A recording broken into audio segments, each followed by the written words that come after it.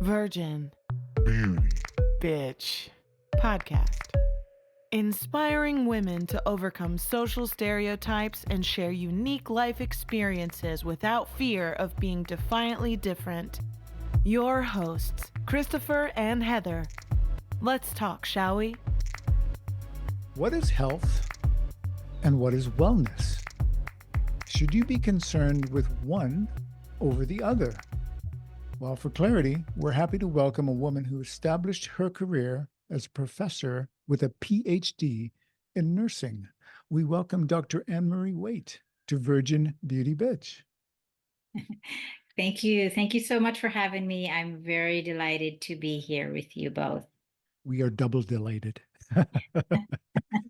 Now, Annmarie, as soon as a visitor lands on your website, this is what they see, and I really love this introduction. Hello, I'm Dr. Annmarie Waite, and I warmly welcome you to Girlfriend's Health. I'm here to embark on a profound journey of well-being and self-discovery with you. Annmarie, I have to admit, no traditional nurse has ever said anything close to that to me. What is Girlfriend's Health, and how does the title nurse play into what you offer here? Oh, I'm so glad you asked, Chris, because there is a story behind the name Girlfriend's Health, and there's also a story behind the reason why I am the kind of nurse that I am. And I think sometimes our stories, we don't share them, but it's important that we do, because without that story, we wouldn't be who we are. And so that has been my mission. I'm hoping that my story, by sharing it, can help other women to, to find their voice, first of all, and to also help them to celebrate their uniqueness, because every one of us are unique. So I became a nurse, and but it has always been my passion to be healthy. And I gained that passion because my father died when he was 43 years old. And from that, I was 12 at the time when he died. And from that experience, I just dove into learning what it takes so that I would not follow in his footsteps. And that, I think, it almost gave me a mission. And my mission was to seek out how to just maintain wellness, because you say health and wellness. So health is the goal, but wellness is the process that you have to take. It's the activities that you have to do in order to achieve that goal. And so by the time I decided to go back to nursing school, I had already been married and had 2 children, and was not a good relationship. But because of I guess my belief system that my life was just not what it was at the time, I decided to leave that marriage, and I had the courage to leave that marriage, and also to pursue a career as a nurse. I everybody always asks me why, if you're going to get a PhD, then why didn't you just go back? Why didn't you just be a medical doctor? But that wasn't my goal. I just wanted to be well. I just wanted to be healthy. And so my journey as a nurse really started out in teaching me the things that I should do in order to be healthy. And it really started because when I had my kids, I was very young, and I wanted to know how to take care of them, not only on a general level, but about their development, about their mental health. I wanted to do the holistic part of raising kids. And so that's what nursing did for me.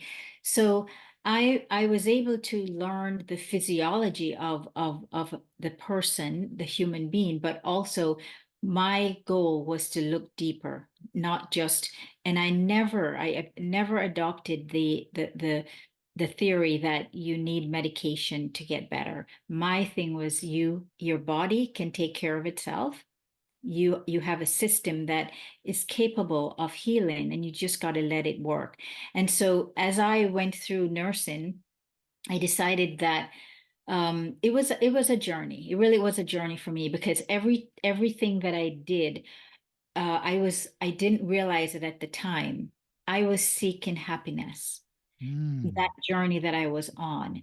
And so in because I wasn't quite clear, on what true happiness is, I thought I gave it a meaning. I said, well, then it must mean that, I need to climb to the top of my ladder professionally. And that's what I pursued. I just started climbing and climbing and going higher. And with that, I developed a lot of insight growth. And I realized, when I got to the top, I still wasn't happy.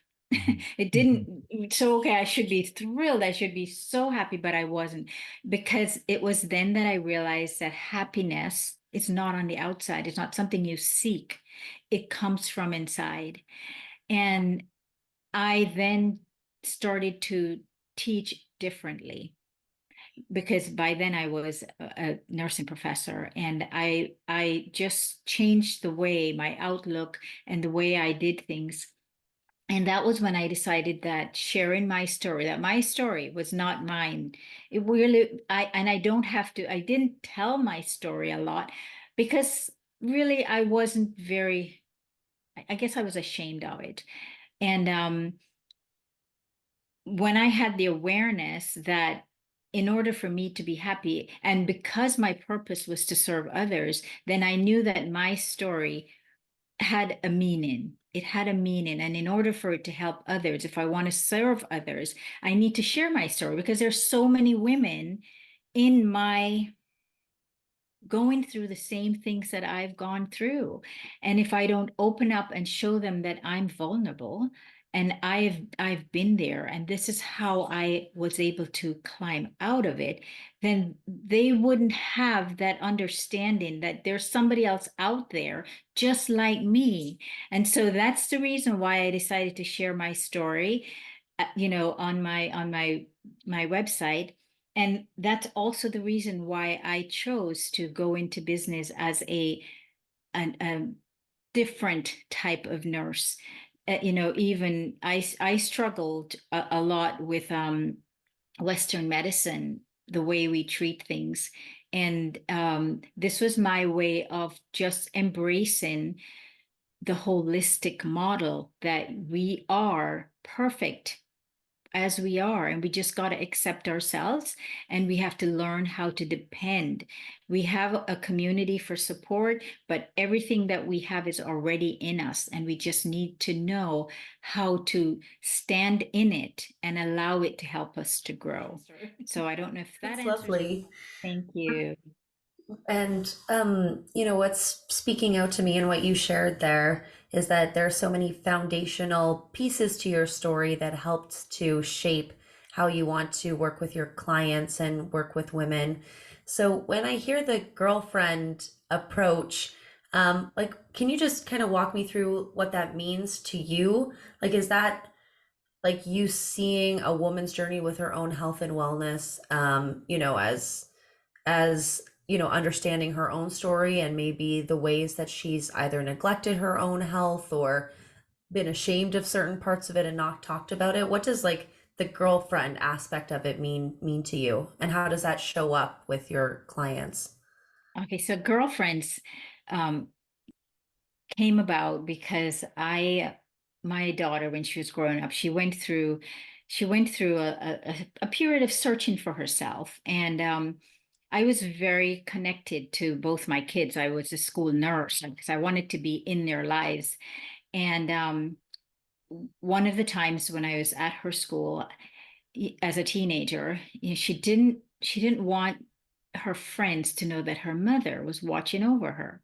And so she said to me, "Can we not tell anybody that you're my mother?"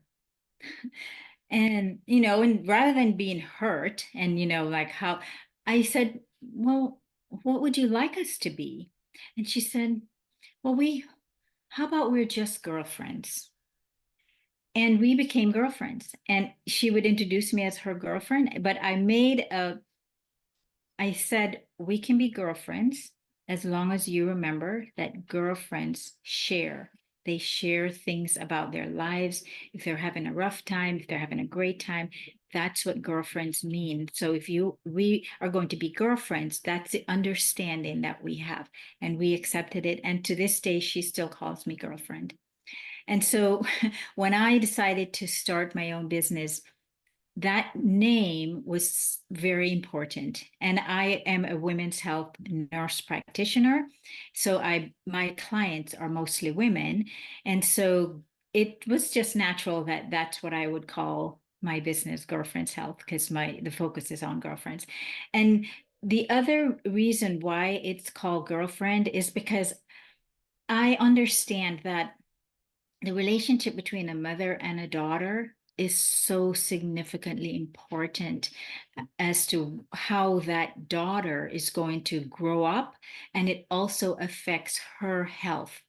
We have done a lot of research showing where when the bonds between a mother and daughter is not strong or it's been broken, that these women tend to have health issues that are preventable if they had had a better relationship with their moms. So that is the significance of how girlfriends came together, because I want to.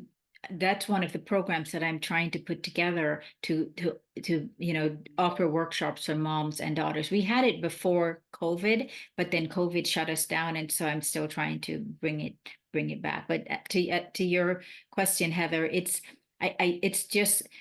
a message to women to help to empower them, to let them know that they have the power to step into their own story and to acknowledge who they are, and they're able to heal themselves. And it doesn't matter how old you are, it doesn't matter what your past has been, that I truly believe that you have that power. You just have to own it. You just have to step into it.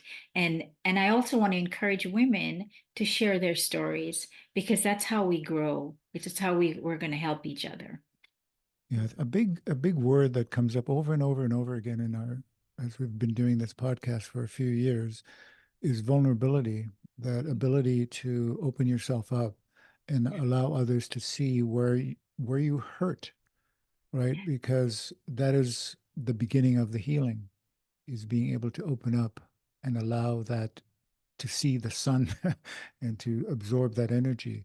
It's interesting to me that you were so warm and welcoming with your daughter, because on your website you say, I battled such insecurity that I couldn't even name three things I liked about myself. Mhm. There was a time when self-doubt clouded my aspirations. And for you to come from that to now being told by your daughter, I don't want you to be my mother, quote unquote. I Yeah. want you to be that is a profound shift in your own self identity. Yes. I think it speaks to the growth that had taken place, because I was now at a point where I felt responsible for her. And I recognized what was happening with her. She was going through a change in life, and she needed to be able to find herself. So I knew that us calling each other girlfriend didn't mean that I wasn't her mom, but it was giving her the strength. And I didn't want to push her away. If I had said, no, absolutely not, I'm not going to, this is ridiculous, that would have put up a wall between us. And so I hope that what people can get out of it is to show that there are other ways that we can help someone. We don't have to shut them down. We can meet them where they're at, and that way, then we can have a working relationship. That just takes such profound self awareness. It really does. Because I don't know how many mothers would have responded the way you did with your daughter. Right. What was your relationship with your mother It as a wasn't contrast? very good. It wasn't a good one. And so that's why I was healing myself from that relationship. And part of what I was trying to establish between my daughter and I was breaking that chain that, that it just goes around and around. And if I had said that to my mother, she would have disowned me. She would have said, if you don't want if you don't want to call me mother, then let's just end it. And I was coming from there. I knew that. And so I was always working against not repeating the same story so that it would continue. And so I had to be an example to my daughter. And so in the end it worked out, and I'm happy for that. Throughout our show over the years, like it's really become very apparent that some women struggle with their own health and wellness because, of like the body shame that we feel, or like just not being given enough tools or language when we were younger to say, that what my body is going through matters. So much shame and guilt around even like periods and menstruation, and after that, menopause. And I'm just wondering, from your perspective, like what you found helpful to work women through some of the insecurities that they carry, to not let that inhibit them being an advocate for their own health. Like, have you found in your conversations with clients kind of ways for them to push through some of the shame or guilt, and really kind of prioritize themselves? Yes, it's a very good question. I have found that behind all those blame and shame that we carry for ourselves, there is a belief attached to it. There is something that we were told. My insecurity came from me being told when I was young that I'm not enough, I'm not good enough. And so I grew up thinking that it wasn't okay for me to shine my light because I wasn't good enough. And I have found that a lot of women who have this belief that they do not like certain parts of their body, they were told something. And so we have to go back. I usually have this little exercise. I have them identify what it is, because we have these voices in our heads and we listen to them. We listen to them over and over. And it's really, we can't figure out where it came from, but it's there. And I have them go back. It's a visualization process, and they go back to the very first time they heard a phrase, that phrase, whatever the phrase is that they're telling themselves. And it usually 9 out of 10 times it is when they were very young. And that's what they have stuck with. It's stuck in their head and they believe that.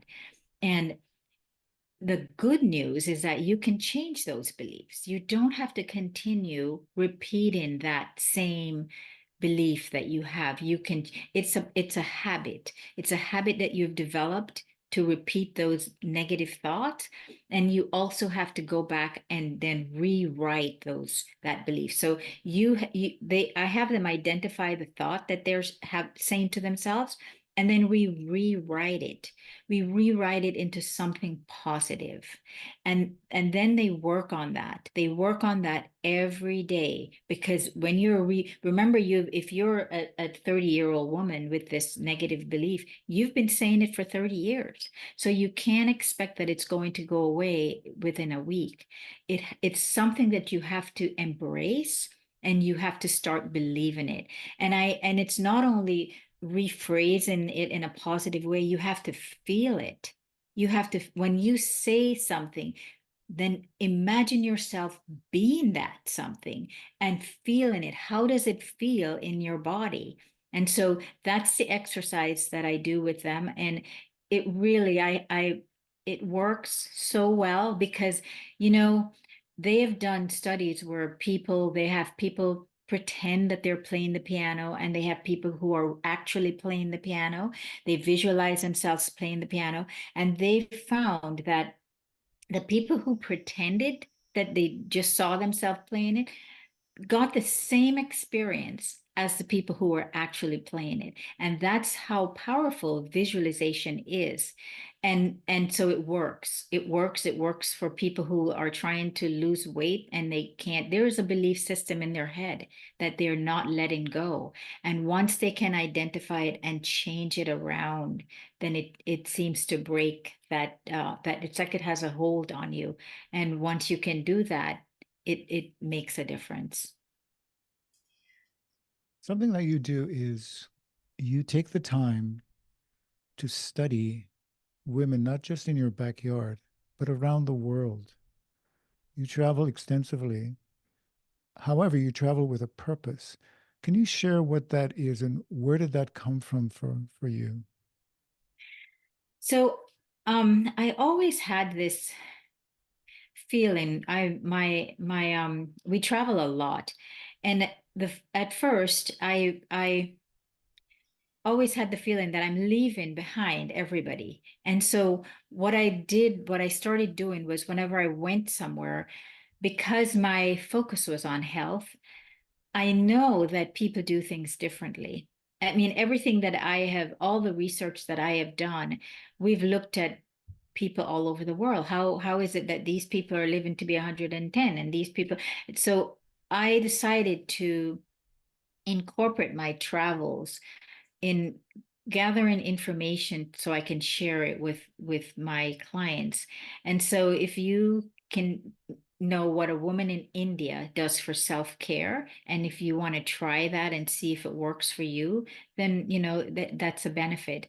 And so that's how every time I travel, I try to do a little bit of research as to what works for women, or I look at what health and wellness means to women in that part of the world, and then I share it with my followers. Beautiful.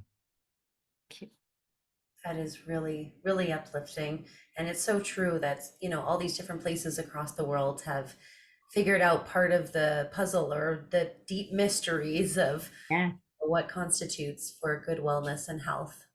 If you could share with our clients, something that, our listeners, that you've learned from your clients, things that can kind of help springboard a woman to um, be taking a little bit better care of herself. Or I know that a lot of what we've gone over is the work that we need to do within to feel, that we value ourselves enough to take care of ourselves.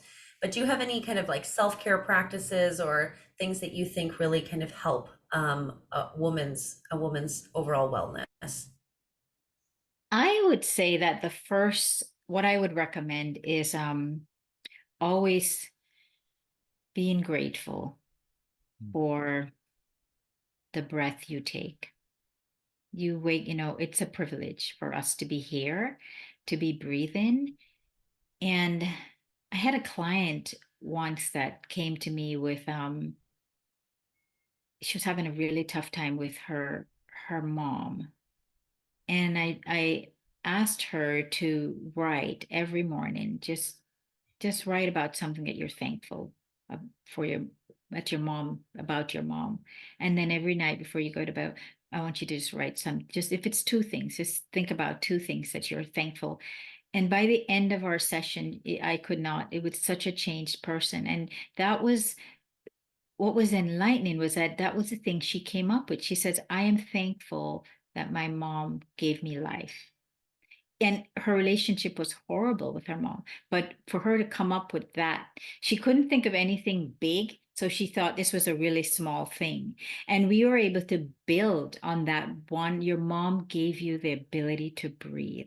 And because of that ability to be alive, look at all that you have done with the one breath your mom gave you. So that's what I would suggest. My go-to advice to everybody is always, always start your day with thank you and end it with thank you. So gratitude. And once you start doing that, you start noticing things about yourselves that you appreciate and you actually love.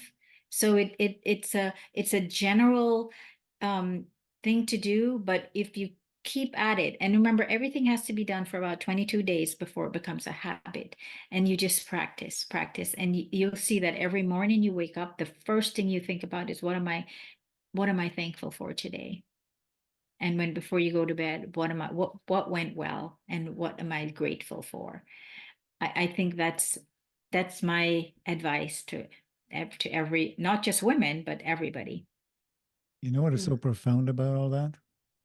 It is so simple and so natural Yes. and so innate. Yes. However, we are conditioned out of our own innate behavior into something darker and obviously just takes over our lives. Yes. We have to unlearn and relearn what we were actually gifted with. Yeah. Yeah. Wow. I can share just one other thing. Another thing that we can try to do is if you look at a 3-year-old, I always say, see life as a child. They have so much enthusiasm. They're loving, they're forgiving. They, you know, they are not afraid. They're not afraid and they don't know.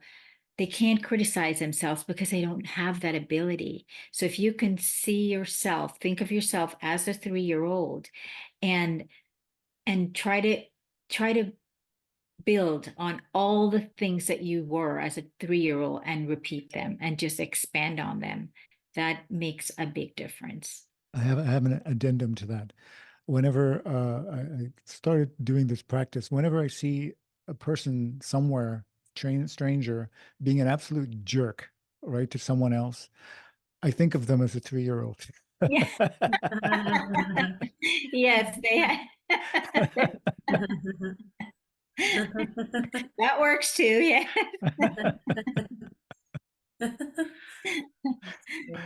Go ahead, Heather.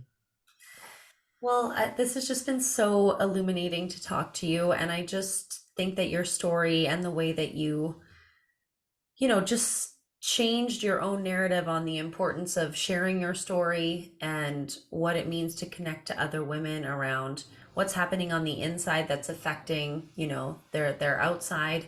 It's just been so refreshing to chat with you. So thank you for sharing your insights. Thank you for having me. I appreciate it. Yeah, it's been a long courtship, you and I, getting to this Yes. point. However, I have to tell you, from my end, it was worth every minute. I know it was a little touchy, No, but you have I'm a so very busy life. You have a very busy life with a lot of things on the go. We appreciate you actually taking the time to do this with us. We cannot thank you enough for taking the time to do that. Can I share one more thing with you before we go? Absolutely. I'm actually going, I don't know if you guys have heard of Lisa Nichols. Lisa Nichols is a renowned speaker. Uh, Most of what I am doing, I was inspired to follow her because of the same reason. She decided to share her story and has made an impact on the world. But she's going to be publishing a book recently. It's called Against All Odds, and she asked me to write a chapter in her book, and I'm going to Wow. be sharing my story in Nice. her book. So that's going to be released soon. Fantastic. We'll definitely keep in touch with that. Maybe have you back on when that comes out. And how do people get in touch with you? Tell us about your website and where can people connect with you?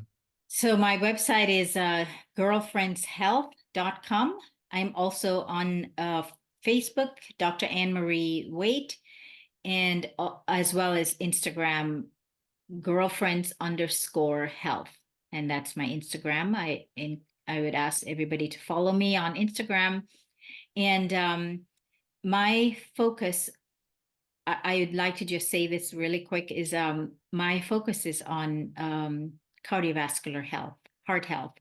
And I work with women who want to prevent heart disease. And if you're interested, you could just check out the programs that I offer on my website, girlfriendshealth.com. Fantastic. Thank you so much. Thank you so much.